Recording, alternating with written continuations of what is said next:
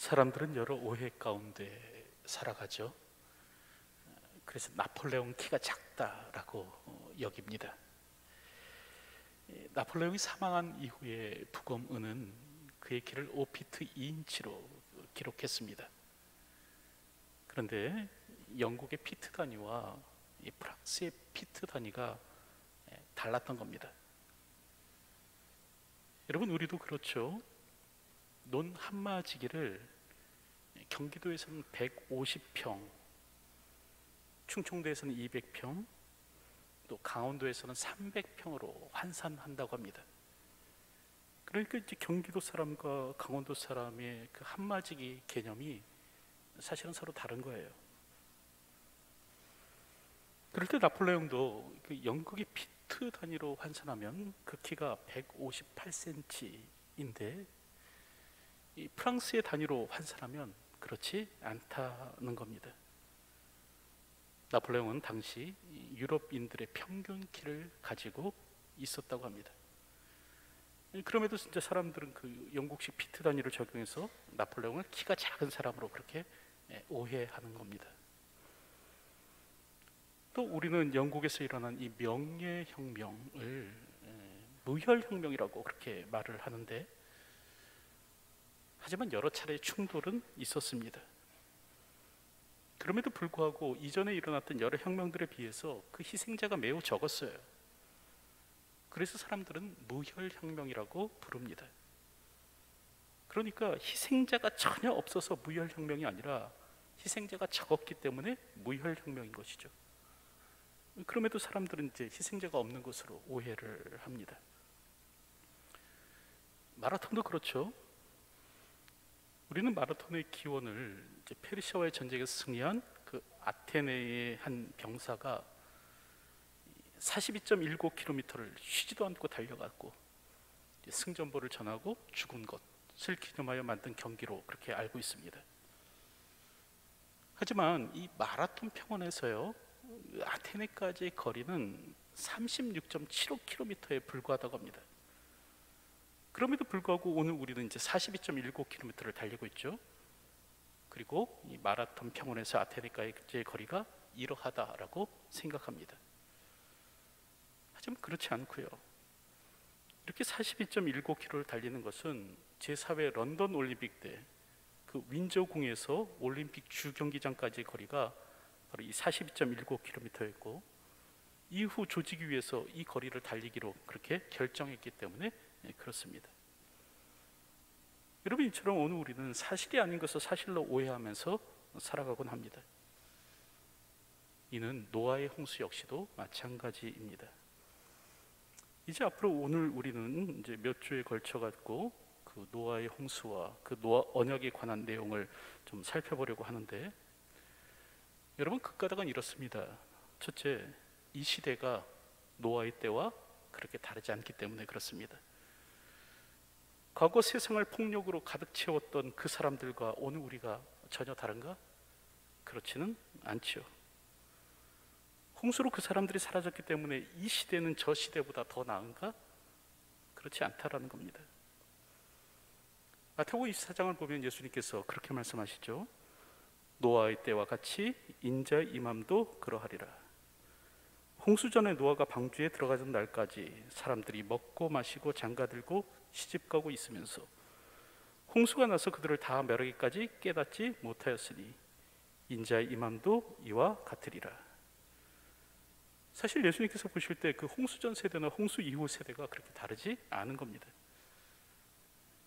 여러분, 오늘 우리가 노아 때의 사람보다 더 낫다고 자부할 것이 못 됩니다.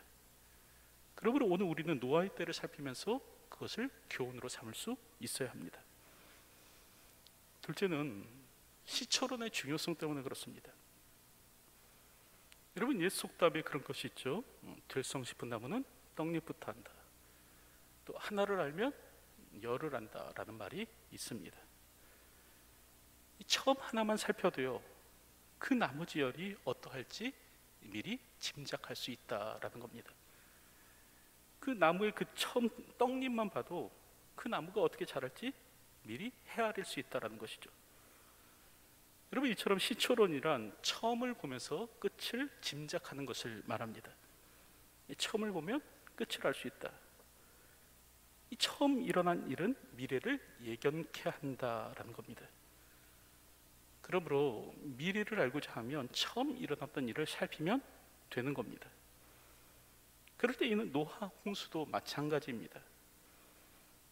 노아의 홍수는 당대 그 일로 끝나버리는 것이 아니라, 여러분, 예수님의 말씀대로 이 세상의 끝이 어떻게 될지를 짐작할 수 있도록 그렇게 해주는 것입니다.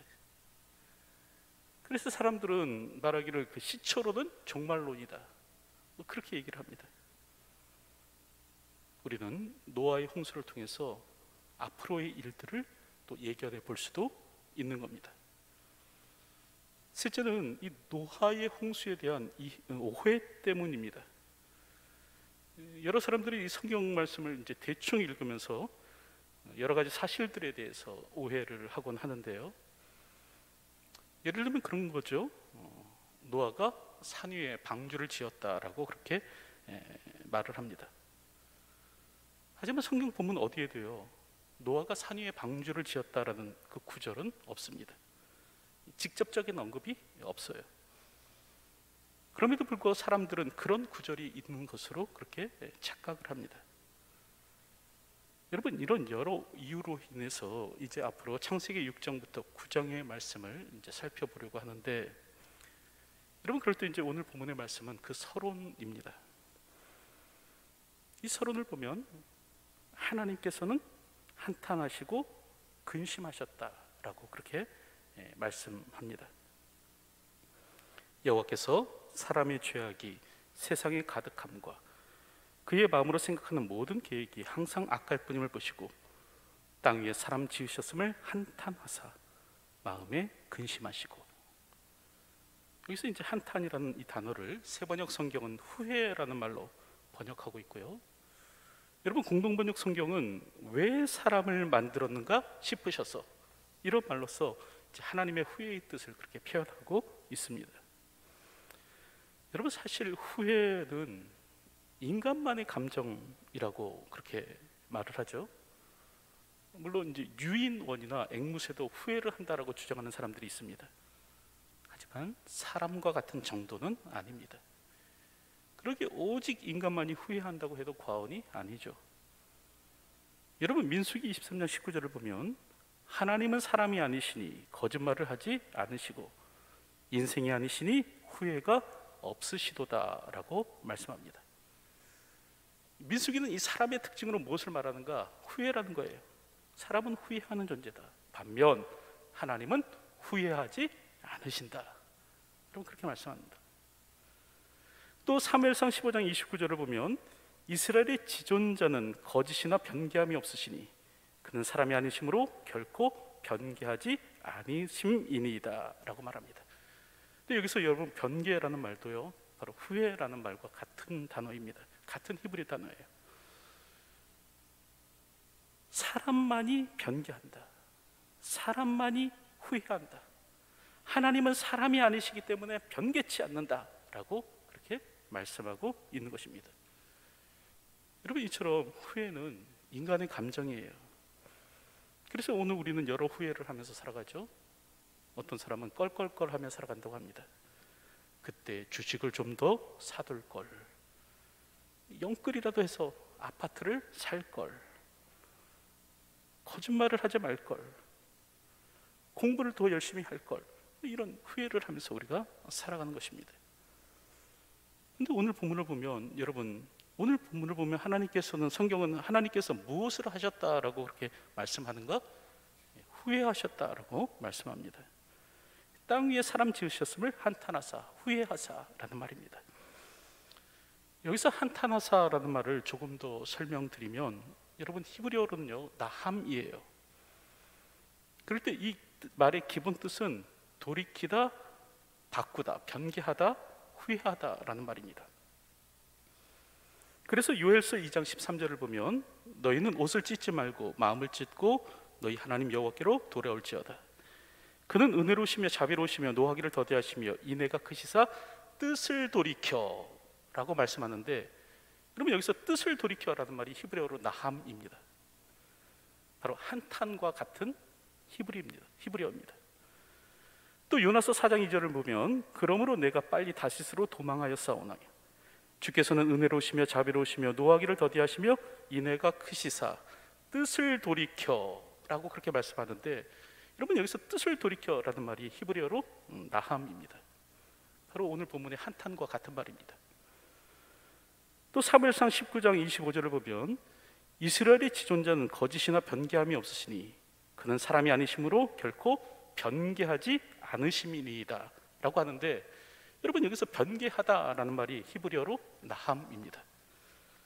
그러므로 오늘 본문의 한탄이라는 이 말은요, 사실은 돌이키는 것, 바꾸는 것, 변개하는 것, 후회하는 것의 의미를 가지고 있습니다. 자, 그렇다고 한다면 우리가 이미 보았듯이 민수기 23장 19절에서 하나님은 인생이 아니시기 때문에 후회가 없으시다고 분명히 말씀하셨는데, 왜 오늘 본문에서는 하나님께서 후회하셨다고 하는 것일까? 여러분 창세기 사무엘상 15장 29절을 보면 하나님은 결코 사람이 아니시기 때문에 변개치 않으신다라고 말씀하시는데, 왜 오늘 본문에서는 하나님께서 변개하는 하나님으로, 그 뜻을 돌이키시는 하나님으로 말씀하고 있는 것일까? 여러분 그 까닭이 무엇입니까? 그 이유는 하나님께서는요, 신적 작정에 대해서는 변개하지 않으시지만 그 작정을 이루어 가시는 이 섭리에 대해서는 바꾸기도 하시기 때문에 그렇습니다. 다시 말하면 세상을 구원하고자 하시는 그 하나님의 작정은 절대 바뀌지 않는 거예요.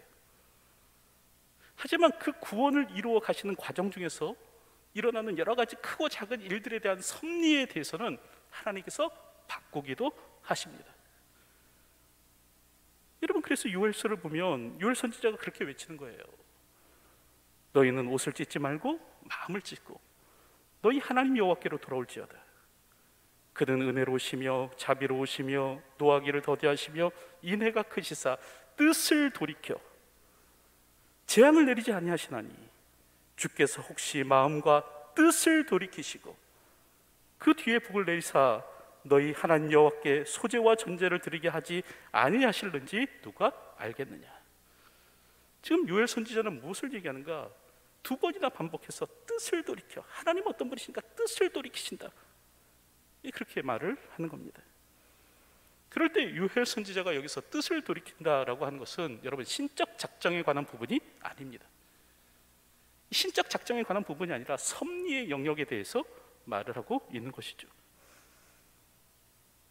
다시 한 번 더 말씀드리지만 사람을 구원하고자 하시는 하나님의 신적 작정은 바뀌지 않습니다. 사람이 범죄했다고 하나님께서 인간을 완전히 버리시는가? 그렇지도 않아요. 오늘 우리가 잘못했다고 해서 하나님께서 오늘 우리를 완전히 포기하시는가? 그렇지는 않다라는 거예요. 때리시기는 합니다. 때리시기는 하지만 완전히 오늘 우리를 버리시지는 않는다는 거예요. 오늘 우리를 두들기시기는 하지만 완전히 오늘 우리를 포기하지는 않습니다.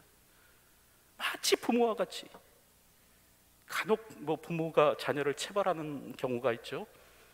이것에 대해서 찬성하는 사람도 있고 반대하는 사람도 여럿 있지만 어쨌든 중요한 건 뭐냐면 부모가 자녀를 체벌하는 까닭은 뭐냐면 내치기 위함이 아니에요.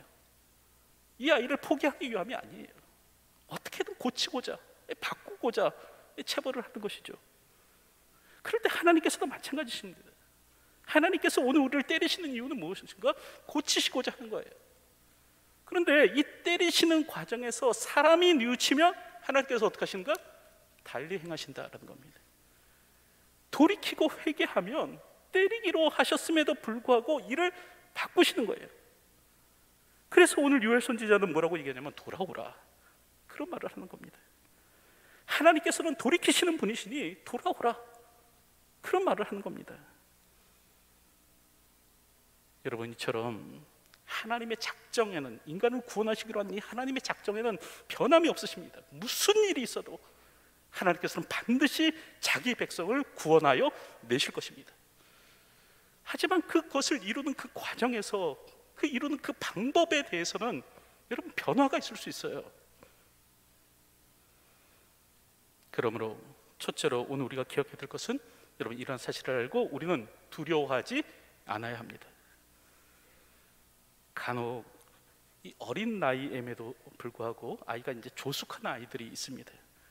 이 어린 것이 부모를 돕겠다고 빨래를 하고, 또 뭐 식사를 차리고, 청소를 하고, 갖고 싶다고 물건 갖고 싶다고 욕심 부리지도 않고, 또 뭐 하고 싶은 일이 있어도 막 참아내는 거예요. 이 또래 나이 아이에 비해서 얘가 너무 일이 일찍 처리된 겁니다. 이런 아이들이 있어요. 여러분, 그럴 때 오늘 우리는 그 아이를 마냥 긍정적으로만 바라볼 수 없는데, 까닭은 뭐냐면 그 아이 안에 두려움이 있을 수 있기 때문에 그렇습니다. 상처가 있을 수 있기 때문에 그래요. 이 아이가 부모로부터 버려질지도 모른다는 두려움이 있기 때문에 이런 일을 하는 경우가 있다라는 거죠. 내가 착하게 굴지 않으면 엄마가 나를 버릴지도 몰라. 내가 엄마 말 잘 듣지 않으면 엄마가 나를 떠날지도 몰라. 여러분, 이런 두려움 때문에 어떻게든 그 고사리 손으로 빨래하고 청소하고 밥하면서 엄마를 기쁘게 해주려고 하는 거예요. 이 버림받을지도 모른다는 두려움 때문에 어리광 한번 부리지 못하는 아이로 자라나는 거죠. 하지만 우리는 아닙니다. 오늘 우리는 하나님께로부터 버림받을 것에 대한 두려움을 가질 필요가 없습니다. 하나님은 결코 오늘 우리를 버리시거나 떠나시는 분이 아니십니다. 왜 그런가? 신적 작정에 관한 부분이요, 오늘 우리를 구원하시고자 하는 이 신적 작정에 관한 부분은 결코 변하지 않기 때문에 그렇습니다. 그래서 로마서를 보면 이 로마서 7장에서 바울이 막 자기 죄 때문에 막 괴로워해요. 막 힘들어하고, 오호라 나는 곤고한 사람이로다, 이 사망의 몸에서 누가 나를 건져내랴 울부짖지만, 이렇게 죄 때문에 괴로워하지만 그럼에도 불구하고 로마서 8장에서 보면 바울이 무엇을 얘기하는가? 이렇게 말합니다. 내가 확신하노니 사망이나 생명이나 천사들이나 권세자들이나 현재 일이나 장래 일이나 능력이나 높음이나 깊음이나 다른 어떤 피조물이라도 우리를 우리 주 그리스도 예수 안에 있는 하나님의 사랑에서 끊을 수 없으리라. 그렇게 얘기합니다. 죄 때문에 몸부림치고 있지만, 이 죄가 끊어지지 않아 고민하고 있지만, 그럼에도 불구하고 바울은 무엇을 고백하냐면 하나님의 사랑에서 그 어떤 것도 나를 끊을 수 없다라고 그렇게 고백하는 겁니다. 여러분, 우리를 향한 하나님의 사랑은 절대 바뀌지 않습니다. 우리를 향한 하나님의 마음은 절대 변하지 않습니다. 성경은 하나님께서 우리를 사랑하시되 끝까지 사랑하셨다라고 말씀합니다. 우리가 때로 넘어지고요, 또 때로 쓰러지고, 또 때로는 실수한다 할지라도 하나님의 사랑은 바뀌지 않는 겁니다. 그러므로 두려워할 필요가 없습니다. 둘째로, 이처럼 하나님의 작정은 변하지 않으나 그 섭리는 바뀌기 때문에 오늘 우리는 어떻게 되는가? 회개할 수 있어야 돼요. 다시 말하면 회개하면 됩니다. 여러분, 우리는 그런 모습을 요나서 3장을 통해서도 보게 되는데, 하나님께서 아수르의 도시인 이 니느웨를 심판하시려고 하죠. 그리고 요나 선지자를 보내서 이를 경고하십니다. 40일이 지나면 니느웨가 무너지리라. 여러분, 그런데 어쩐 일인지 이런 요나 선지자의 외침을 들은 이 니느웨 사람들이요, 회개하기 시작하는 거예요. 왕부터 보좌에서 일어나서 왕복을 벗고 굵은 베옷을 입고 조서를 내려갖고 소떼나 양떼나 다 금식하게 하며, 이 소떼나 양떼까지 다 금식시키는 거예요. 그리고 하나님 앞에 부르짖도록 그렇게 합니다. 여러분, 그럴 때 어떤 일이 일어나는가? 성경을 보니까 하나님께서 그 뜻을 돌이키셨다라고 말씀합니다. 요나서 3장 10절을 보면 하나님이 그들이 행한 것, 곧 그 악한 길에서 돌이켜 떠난 것을 보시고 하나님이 뜻을 돌이키사 그들에게 내리라고 말씀하신 재앙을 내리지 아니하시니라. 여러분, 이처럼 하나님의 심판은 고정된 것이 아닙니다. 우리가 돌이켜 회개하기만 한다면 하나님께서도 그 뜻을 돌이키시는 거예요. 그런데 그럼에도 불구하고 굳이 맞으려는 사람들이 있습니다. 회개하지 않고 끝까지 버티는 사람이 있어요. 우리를 향한 하나님의 궁극적 목적은 변하지 않습니다. 그러나 그 목적을 이루어가는 과정 가운데서 일어나는 세부 사항은 변화됩니다. 우리의 반응에 따라 얼마든지 바뀌는 거예요. 그러므로 오늘 우리는 이것을 알고 돌이켜 회개하면 되는 겁니다. 회개할 수 있어야 하는 겁니다. 셋째로, 우리를 구원하시고자 하는 하나님의 작정에는 변함이 없으시지만 그 섭리는 바뀌기 때문에 우리는 기도할 수 있어야 합니다. 다시 말하면 기도하면 되는 거예요. 그래서 아브라함이 중보하여 기도하지 않습니까? 소돔과 고모라를 멸하시겠다는 하나님의 말씀을 듣고 아브라함이 기도하기 시작하죠. 주께서 의인을 악인과 함께 멸하려 하시나이까? 그 성중에 의인 50명이 있을지라도 주께서 그곳을 멸하시고 그 50의인을 위하여 용서하지 아니하시리이까? 여러분, 그럴 때 하나님께서 뭐라고 말씀하시는가? 그 의인 50명을 인하여 내가 용서하리라. 하나님께서 그렇게 말씀하십니다. 그 뜻을 바꾸시는 거예요. 그러자 아브라함이 45명은 어떻습니까? 40명이면 어떻습니까?